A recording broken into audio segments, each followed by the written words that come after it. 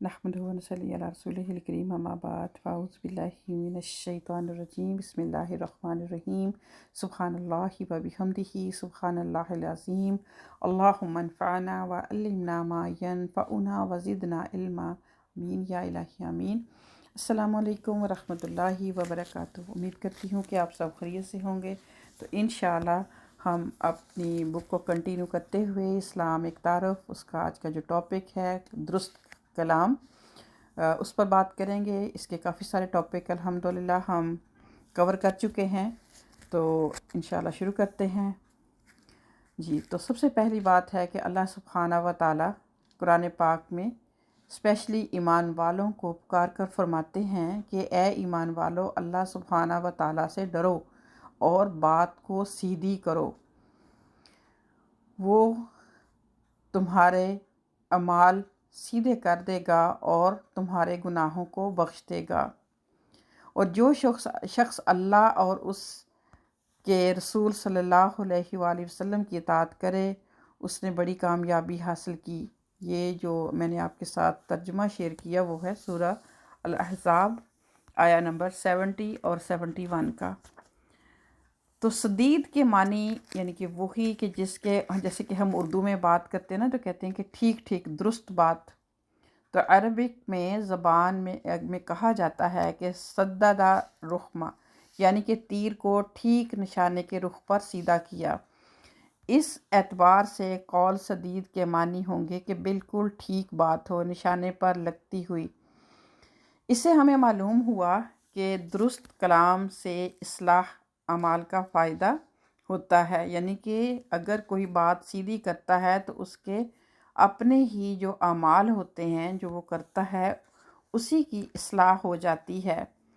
ऐसे कि जिस समाज में लोगों का हाल ये हो कि वो किसी बात को दुरुस्त अंदाज में कहें, इस समाज के मामलात भी दुरुस्त रहते हैं। दुरुस्त बात इस बात की ज़मानत बन जाती है कि लोगों के मामलात बिगड़ने से बच जाएं। यानी कि जिस माशरे में बात को सीधा किया जाए, उसमें टेढ़ ना पैदा की जाए, तो उस समाज में एक तो खुशहाली रहती है और फिर बहुत सारे मामलात जो हैं वो बिगड़ने से भी बच जाते हैं। जैसे कि मसलन आप एक मस्जिद में दाखिल हुए मिसाल के तौर पर, तो वहाँ पर आपने क्या देखा कि कुछ जो किताबें हैं, मुक़द्दस किताबें हैं या कुरान पाक है या कोई ऐसी चीज़ है जो कि आपको फ़र्श पर मिली, तो आप देखकर आपके दो रद्द-ए-अमल हो सकते हैं, दो एक्शन यानी कि आप कर सकते हैं कि सबसे पहला काम कि आप उन बिखरे हुए औराक को सही दुरुस्त करके रखें। अब ये है कि जो मौजूदा लोग हैं वहाँ पर, या फिर उसको करने के बाद अगर आप लोगों की इस्लाह करना चाहते हैं, तो फिर आप इस तरह से बात करें कि मैं मस्जिद में दाखिल हुआ और मैंने कुछ चीज़ें जो थी, मुक़द्दस चीज़ें औराक जो थे वो मैंने ज़मीन पर पाए जो कि बेहुरमती है। दूसरा तरीका ये हो सकता है, ये तो हो गई बात सदीद यानी कि सीधी बात, जो कि यानी कि देखा आपने और उसी को बयान किया। अब फितना बर्पा करने का दूसरा तरीका ये है कि मैं मस्जिद में दाखिल हुआ और वहाँ पर मैंने इस तरह से मुक़द्दस चीज़ों को ज़मीन पर पाया, जैसा कि कुछ लोग दूसरे फ़िरके के जो है वो मुक़द्दस किताबों की बेहुरमती करते हैं।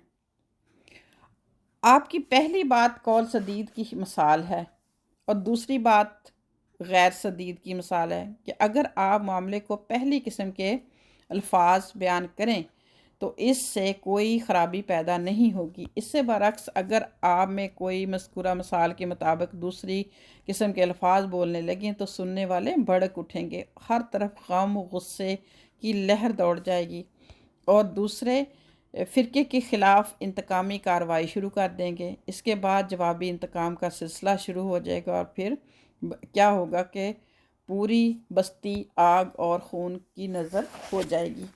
تو یہ چند باتیں تھیں جو کہ اگر ہم ان پر تھوڑا سا رک کے غور و فکر کریں کہ اس میں ہمارے لیے یعنی کہ اللہ سبحانہ و تعالیٰ نے قرآن پاک میں سورہ صاد میں بہت بڑا میسج دیا ہے کہ ہم سب جانتے ہیں کہ جب بھی ہم بات کرتے ہیں کہ ہمارا اس وقت مقصد کیا ہوتا ہے، ہماری نیت کیا ہوتی ہے۔ بے شک کسی اور کو پتہ چلے نہ چلے، لیکن ہمیں پتہ ہوتا ہے کہ ہم کس اینگل سے بات کرنا چاہ رہے ہیں، کس کو سنانا چاہ رہے ہیں، کس کو بھڑکانا چاہ رہے ہیں، کس کو سکون میں لانا چاہ رہے ہیں۔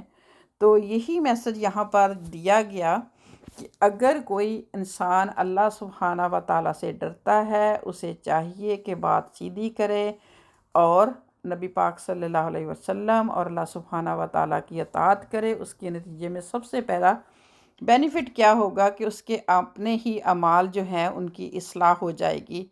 اس کے بعد وہ دوسروں میں خوشیاں بکھیرنے والا بن جائے گا، نہ کہ دوسروں میں فتنہ برپا کرنے والا بن جائے گا۔ تو کام تھوڑا مشکل ہوتا ہے، ہر وقت جو ہمارا شیطان کھلا دشمن جو ہے وہ ہر وقت ہمیں ٹیڑھی باتیں کرنے، ٹیڑھے کام کرنے، بگڑی ہوئی چیزوں کو نہ کہ سیدھا کرنے کی ترغیب دلائے، بلکہ سیدھی چیزوں کو بھی بگاڑ کے جو ہے وہ کرنے کی جو ہے وہ ہر وقت کوشش کرتا ہے۔ تو اللہ سبحانہ و تعالیٰ سے دعا ہے کہ اللہ تبارک و تعالیٰ اس آیت کی روشنی میں ہمیں اپنے اعمال کی اصلاح کرنے والا بنائے۔ اگر ہم سے اس سے پہلے کچھ ایسا ہوا ہے یا ہم کر چکے ہیں تو اللہ تبارک و تعالیٰ ہمیں معاف فرمائے اور ہمیں سیدھی بات کرنے کی توفیق عطا فرمائے۔ انہی چند باتوں کے ساتھ آج کی بات کو کمپلیٹ کروں گی۔ اپنا بہت خیال رکھیے گا۔ السلام علیکم ورحمۃ اللہ وبرکاتہ۔